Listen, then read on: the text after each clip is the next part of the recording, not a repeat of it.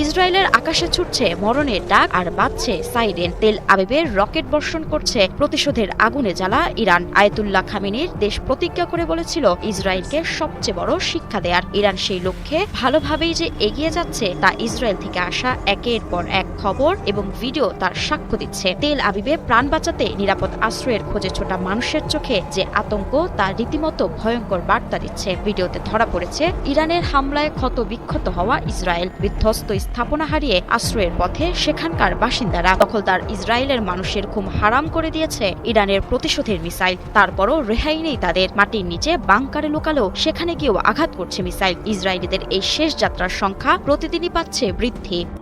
ইসরায়েলে এরই মধ্যে যেন শুরু হয়ে গেছে মৃত্যুর যাত্রা। ইরানের হামলায় প্রাণ হারানো মানুষদের শেষকৃত্য করছে আপনজনেরা। সেখানেও তারা করছে ইরানের হামলার ভয়। যেন শোক করারও সময় দিচ্ছে না আহত সিংহ ইরান। প্রতিনিয়ত হামলা চালাচ্ছে নেতানিয়াহুর রাজত্বে। আন্তর্জাতিক গণমাধ্যম রয়টার্সে প্রকাশিত এক ভিডিওতে দেখা যায় ইরানের ক্ষেপণাস্ত্র হামলায় নিহত এক মা ও তার মেয়ের শেষকৃত্যের সময় সম্ভাব্য হামলার কারণে সতর্কতামূলক সাইরেন বেজে ওঠে। বেইত শেমেশের একটি কবরস্থানে দেয়ালের আড়ালে আশ্রয় নেন শোকার্তরা। কবরস্থানেও ভয়ে গুটিয়ে আছে ইসরায়েলিরা।